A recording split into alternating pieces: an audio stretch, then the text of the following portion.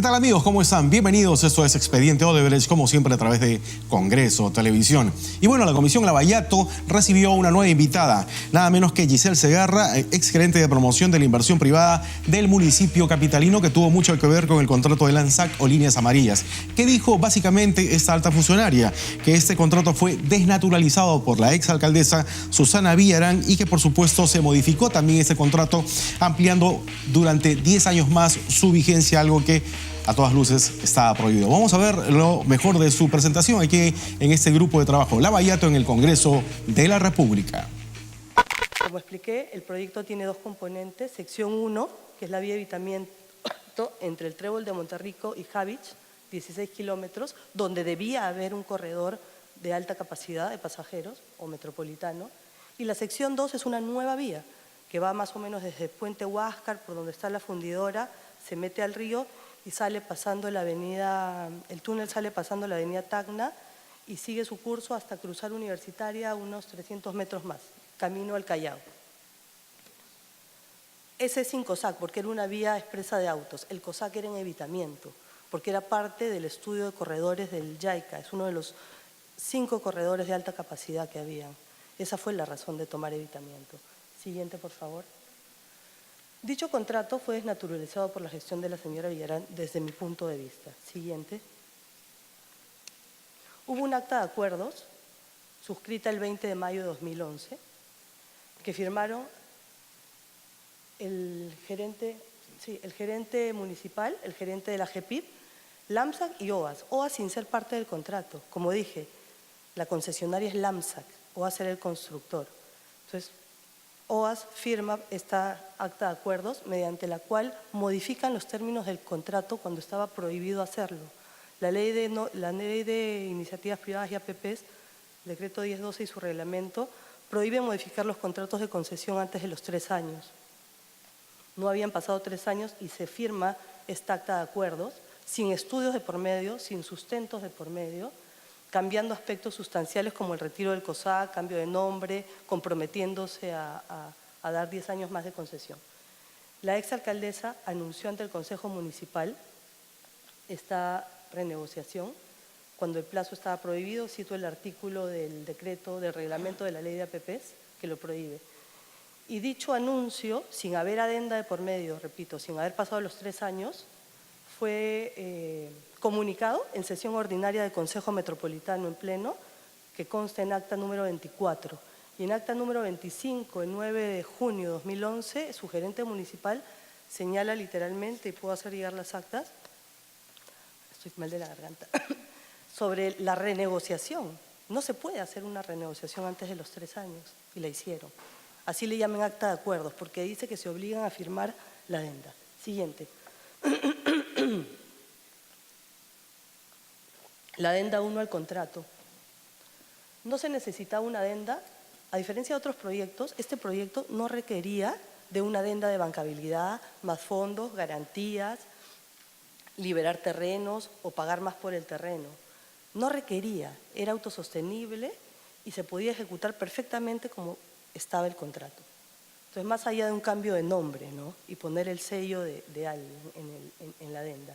El 13 de febrero de 2013, sin opinión del MEF, a pesar de que se cambian aspectos sustanciales del contrato, se firma esta adenda.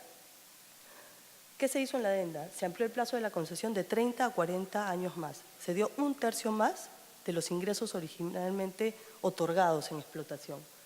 Se sustituyó la obligación de LAMSAC de ejecutar el COSAC, que es un metropolitano en evitamiento. Hoy un estudio de demanda que se ha hecho señala que el corredor Panamericanas evitamiento tiene 1000 pasajeros día. Y de un plumazo se decidió retirar el corredor segregado de alta capacidad. Que si hablamos de solo evitamiento, hablamos de 500.000, 600.000 pasajeros. ¿A través de qué? De decirle al LAMSAC, a la concesionaria, que solo haga un aporte financiero en un fideicomiso, que desvíe fondos. Normalmente, cuando uno a un concesionario le negocia y le dice sustituye una obra, le digo sustituye la obra, no quiero esta, quiero esta. Pero no le digo la plata sácala y ponla a un fideicomiso de un proyecto que no se define en la adenda, Río Verde. Nunca se dice que es Río Verde. Congresista Mauricio Mulder, tiene la interrupción. Presidente, por su intermedio preguntar justamente sobre lo que se está refiriendo y que es una pregunta que he formulado a otras personas que han venido, pero no me han sabido dar una respuesta efectiva. No sé si la señora Segarra puede tenerla. ¿Está cuantificado en términos de beneficio en el peaje lo que significa la salida del COSAC?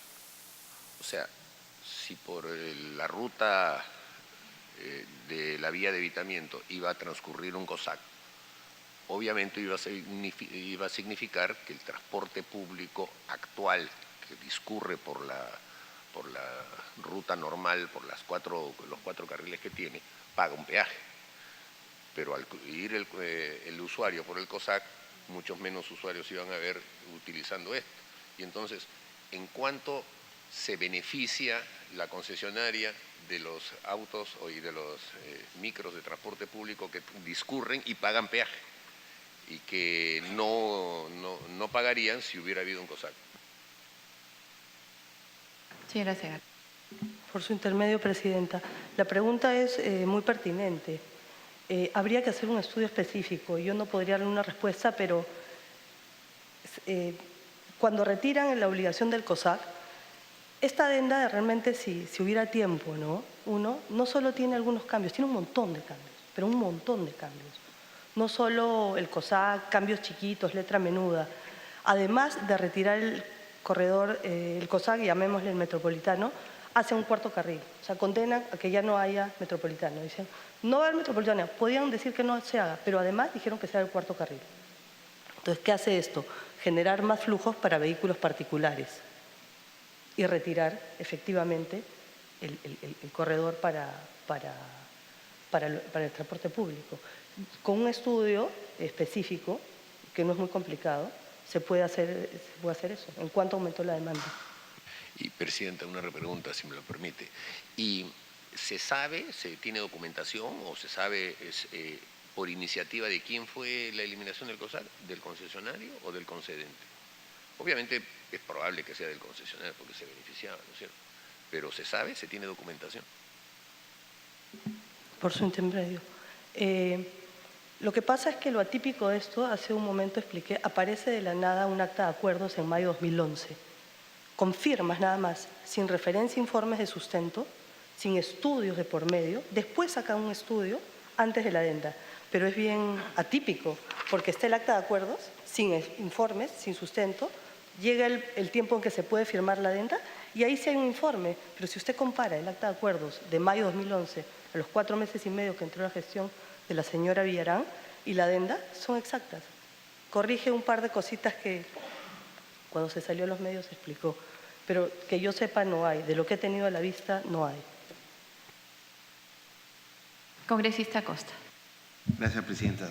Saludo a nuestra invitada, a los miembros de la comisión. Ya que estamos interrumpiéndola, yo también tengo un par de preguntas. ¿Por qué la diferencia, casi 2 años, entre el acta de acuerdos y la adenda? Para efectos de superar el problema del impedimento de modificar el término del contrato dentro de los primeros 3 años. Y segundo, si nos puede decir, la obligación es de informar al Consejo si hay una modificación en el contrato, o sea, se informa del acta de acuerdo y qué hace en estas 2 reuniones el Consejo. ¿Simplemente toma nota o se pronuncia, ratifica los acuerdos? Y por último, con esto termino, ¿qué validez tienen los acuerdos? O sea, si hay que hacer igual una adenda, me imagino que se hace porque el acta de acuerdos no tiene ninguna validez legal.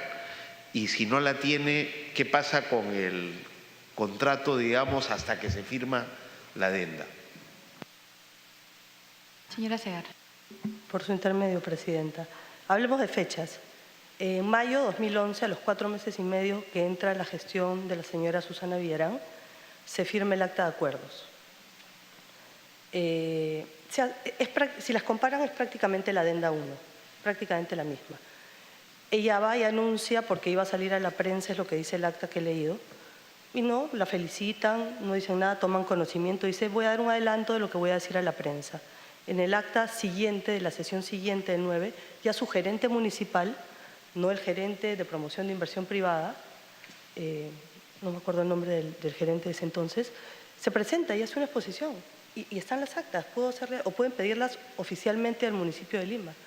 Y comunica, informa de la renegociación, dice. Vamos a informar la renegociación, creo que tú la tienes, no ha sido, que hace una renegociación larga, no muy larga, y explica todo. El consejo, separan algunos porque están en el acta de las intervenciones, felicitan y queda ahí.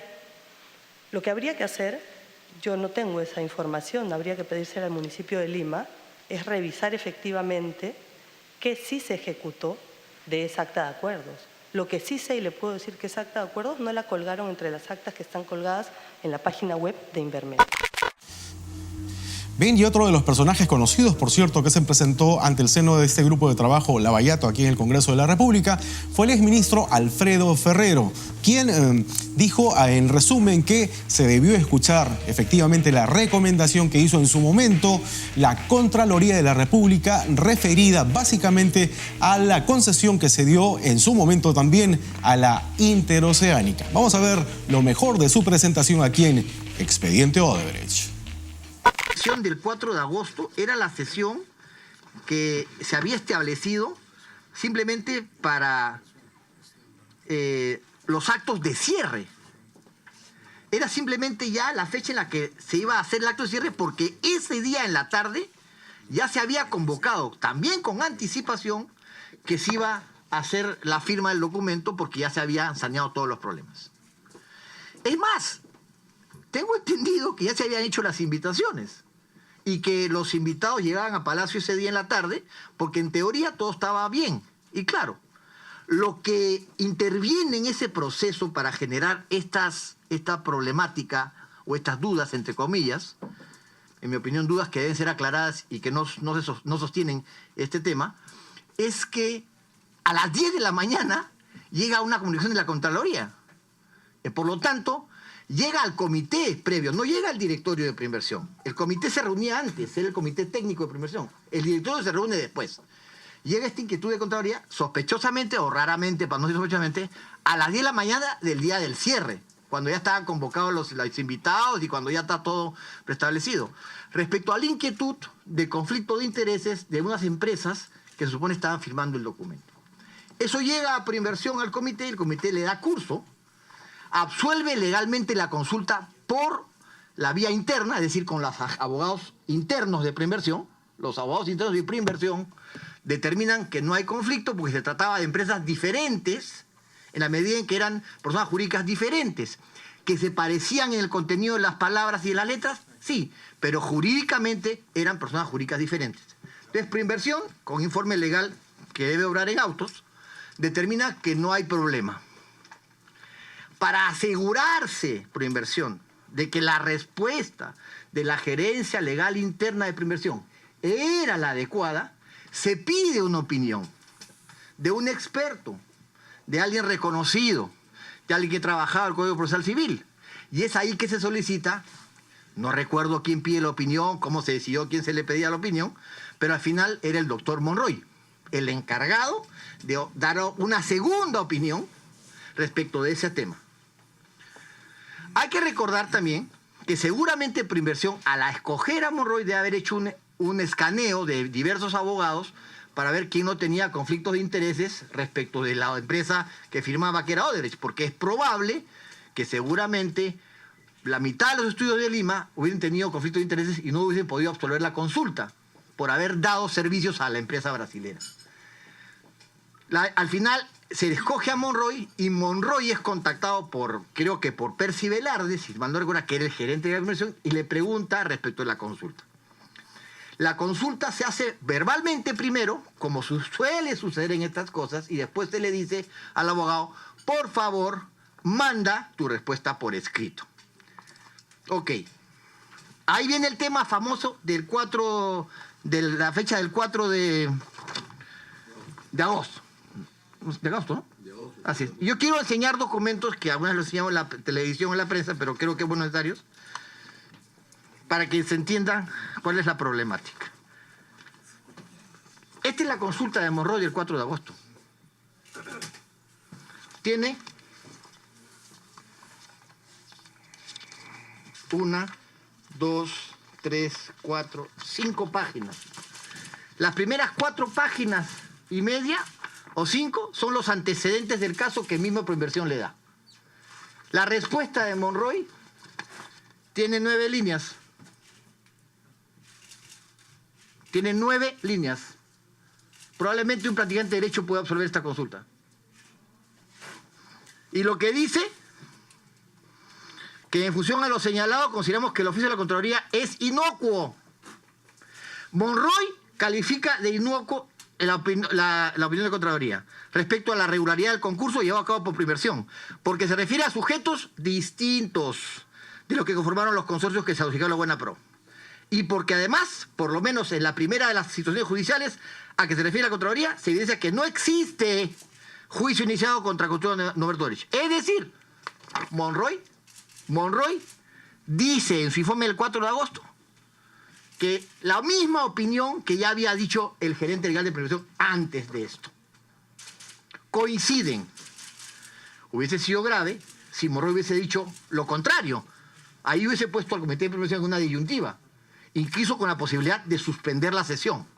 Porque si Monroy decía una cosa diferente, probablemente el Comité de Proinversión, por más convocatoria que haga, y asiste Toledo y todos los señores en Palacio, el Comité de Proinversión, por lo menos mi persona, no hubiese dado pie o no hubiese aprobado la firma de ningún contrato con una observación distinta de Monroy a la que tenía Proinversión. Yo lo que quiero definir es, digamos, pongamos las cosas en términos generales. Si en cualquier otro tema un funcionario público tiene que decidir algo y recibe una carta de la Contraloría, ese funcionario público puede llamar a un amigo abogado y decirle, oye, la Contraloría me ha dicho esto, el amigo abogado le manda un informe en sentido contrario y uno puede decir libremente, ya bueno, como mi amigo me ha dicho de que sí lo puedo hacer y me aviento a hacerlo, cuando lo de la Contraloría debe ser obligatorio.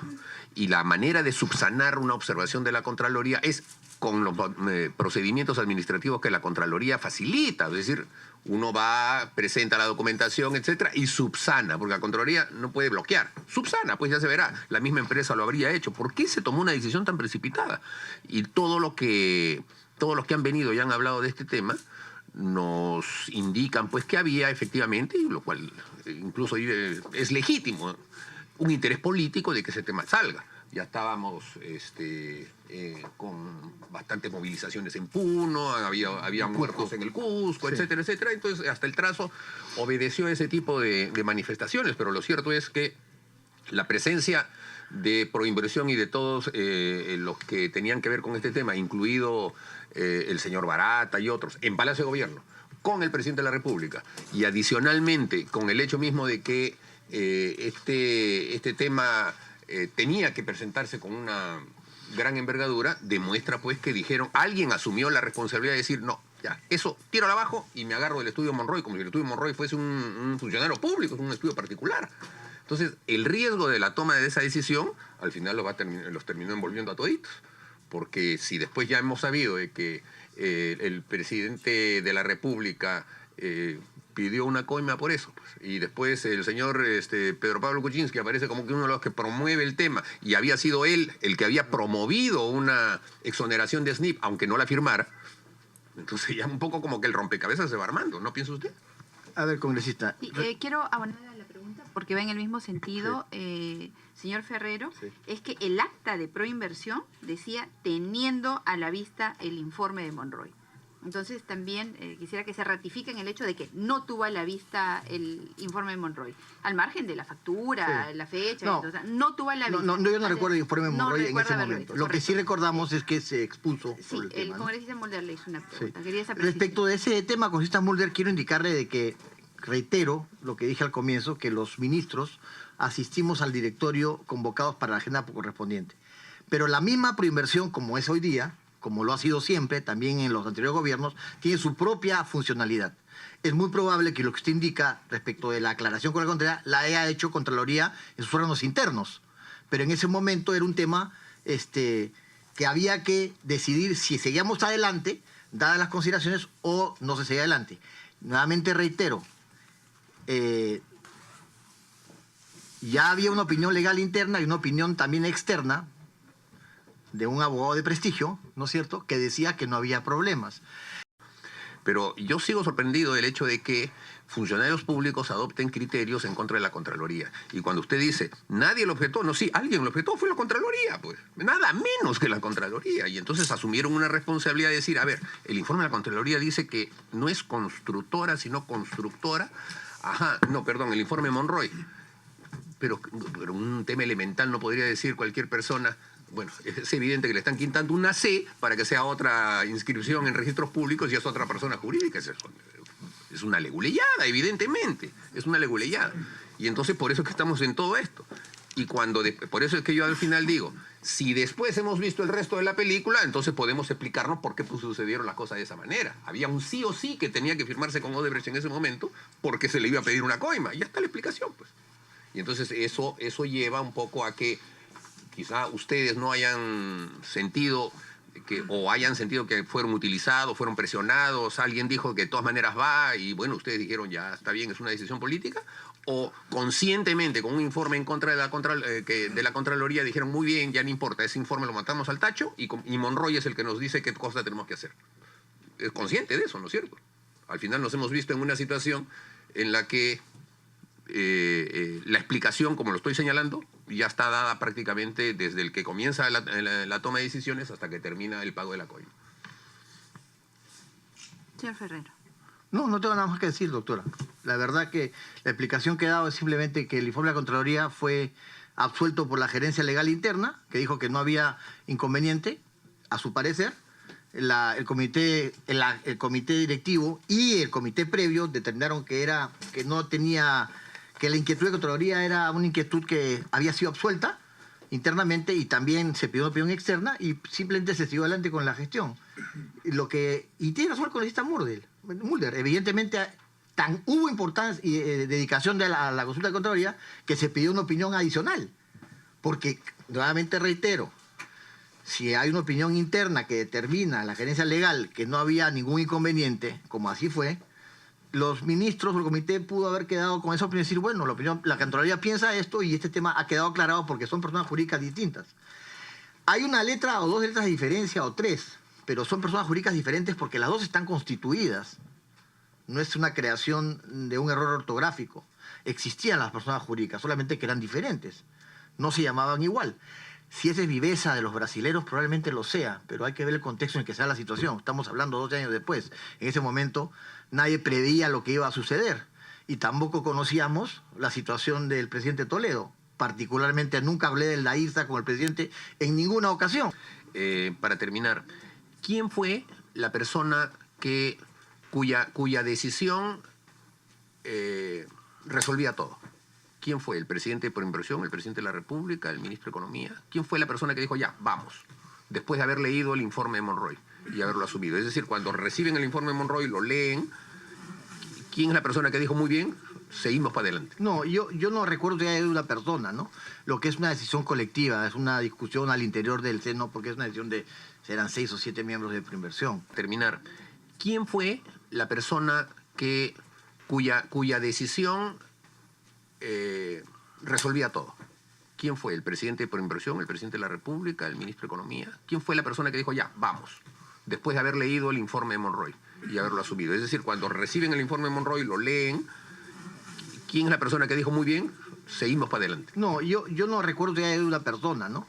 Lo que es una decisión colectiva, es una discusión al interior del seno, porque es una decisión serán 6 o 7 miembros de Proinversión. No es que era solamente ¿Qué eran una quiénes persona. en ese momento? Que yo recuerdo era Clodomiro Sánchez, ¿no? Ministro de Energía y Minas. Sí. Carlos Ferrero creo que también era. David Lemor. Ortiz, que era el ministro de Transportes. Pero Pablo Kuczynski, que era el ministro de Economía y de momento. El que habla. Señor Ferrero, su amplia experiencia en la administración pública, ¿no le dijo a usted quizás sobre la posibilidad de que a esa observación de la Contraloría administrativamente también había que responder? ¿Respondieron administrativamente a la Contraloría, así sea con el informe de 9 líneas del estudio Monroy o de Percy Velarde Zapater con respecto a la justificación de la decisión de continuar? Presidenta, esa es una buena pregunta, pero en realidad no estoy en capacidad de responderla porque, como le digo, el que debe responder eso es la Proinversión. Usted como miembro del Consejo Directivo, ¿conoce si se respondió administrativamente? No lo conozco, la verdad. Pero sí considero que debió responderse. O sea, la plana de proinversión, que no son los ministros, ¿no es cierto? Hay un gerente, debió responder eso en algún momento, aunque sea después. La lógica y la responsabilidad administrativa, sobre todo cuando se tiene una experiencia tan grande como la suya, nos diría que de manera responsable y diligente usted debió haber verificado que se responda a la Contraloría, ya que se tomó una decisión importante. Puede que no haya sido ese el origen o el momento en el cual se determinó la coima, no lo sabemos, lo estamos investigando, pero administrativamente eso es lo que correspondía, ¿cierto? Responderle a la Contraloría. Hemos decidido porque hemos tenido tal y tal informe legal y por lo tanto nosotros vamos a proceder a no tomar en cuenta la observación que ustedes nos están haciendo llegar. Sí, considero que Proinversión debe debido responder a la observación de la Contraloría. Amigos, lo que sigue es lo mejor de Lavallato Internacional. Vamos a verlo. El presidente de Brasil, Michel Temer, ha tachado de absurdas las nuevas acusaciones de corrupción vertidas por el fiscal general del país, Rodrigo Janot, que considera que el jefe de Estado ha actuado como líder de una organización criminal desde que asumió el poder hace poco más de un año. Según Temer, Janot prosigue con su marcha irresponsable para encubrir sus errores. El Tribunal Supremo va a examinar los cargos por supuestos delitos de obstrucción a la justicia y asociación ilícita que ha presentado el fiscal contra Temer y 6 allegados, incluidos 2 ministros. La imagen revela que nuestra organización política es dañina, explicaba Janot.